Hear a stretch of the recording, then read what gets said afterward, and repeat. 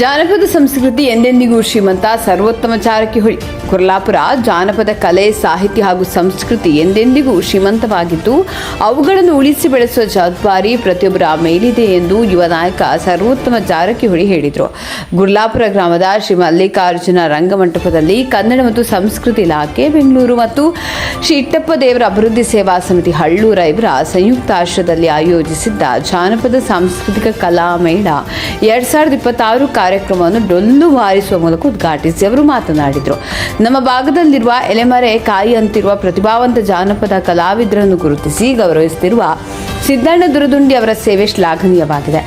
ಇಂತಹ ಜನಪರ ಹಾಗೂ ಸಾಂಸ್ಕೃತಿಕ ಕಾರ್ಯಗಳಿಗೆ ಜಾರಕಿಹೊಳಿ ಕುಟುಂಬದ ಸಂಪೂರ್ಣ ಬೆಂಬಲ ಮುಂದೆಯೂ ಇರುತ್ತದೆ ಎಂದು ಅವರು ಭರವಸೆ ನೀಡಿದರು.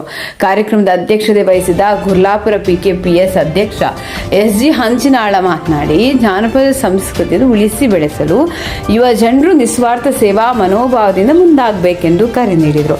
ಮುಖ್ಯ ಅತಿಥಿ BC ಮುಗಳಕೋಡ ಮಾತನಾಡಿ, ನಶಿಸುತ್ತಿರುವ ಜಾನಪದ ಕಲೆಗಳನ್ನು ಸಂರಕ್ಷಿಸುವ ಹೊಣೆಗಾರಿಕೆ ಸಮಾಜದ ಪ್ರತಿಯೊಬ್ಬರ ಮೇಲಿದೆ ಎಂದು ಹೇಳಿದರು. ದಿವ್ಯ ಸಾನ್ನಿಧ್ಯ ವಹಿಸಿದ ಪೂಜ್ಯ ಶ್ರೀ ಸಿದ್ದೇಶ್ವರ ಮಹಾಸ್ವಾಮೀಜಿ ಆಶೀರ್ವಚನ ನೀಡಿ, ಭಾರತೀಯ ಸಂಸ್ಕೃತಿಯಲ್ಲಿ ಡೊಳ್ಳಿನ ಪದಗಳು ಮತ್ತು ಜಾನಪದ ಕಲೆಗೆ ವಿಶಿಷ್ಟ ಸ್ಥಾನವಿದೆ. ಕಲಾವಿದರನ್ನು ಗುರುತಿಸಿ ಪ್ರೋತ್ಸಾಹಿಸುತ್ತಿರುವ ಸಿದ್ದಣ್ಣ ದುರದುಂಡಿ ಅವರ ಕಾರ್ಯ ಸಮಾಜಕ್ಕೆ ಮಾದರಿಯಾಗಿದೆ ಎಂದು ಶ್ಲಾಘಿಸಿದರು. ಕರ್ನಾಟಕ ರಾಜ್ಯ ಯುವ ಸಂಘಗಳ ಒಕ್ಕೂಟದ ಬೆಳಗಾವಿ ಜಿಲ್ಲಾಧ್ಯಕ್ಷ ಸಿದ್ದಣ್ಣ ದುರದುಂಡಿ ಮಾತನಾಡಿ, ಜಾನಪದ ಮೂಲ ಕಲೆಗಳು ಉಳಿಯಬೇಕಾದರೆ ಎಲ್ಲರ ಸಹಕಾರ ಅಗತ್ಯ. ಕನ್ನಡ ಮತ್ತು ಸಂಸ್ಕೃತಿ ಇಲಾಖೆ ಬೆಮುಲ್ ಅಧ್ಯಕ್ಷ ಹಾಗೂ ಶಾಸಕ ಬಾಲಚಂದ್ರ ಜಾರಕಿಹೊಳಿ ಹಾಗೂ ಗ್ರಾಮಸ್ಥ ಸಹಕಾರದಿಂದ ಈ ಕಲಾಮೇಳವನ್ನು ಯಶಸ್ವಿಯಾಗಿ ಆಯೋಜಿಸಲಾಗಿದೆ ಎಂದು ತಿಳಿಸಿದರು.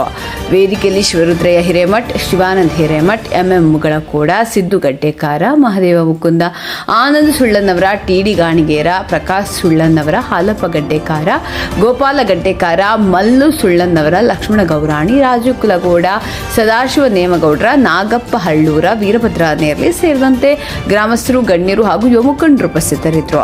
ಮಾಯಕ್ಕ ದುರದುಂಡಿ ಕಾರ್ಯಕ್ರಮ ನಿರೂಪಿಸಿದರು. ಬಸವರಾಜ ಸಸಾಲಟ್ಟಿ ವಂದಿಸಿದರು.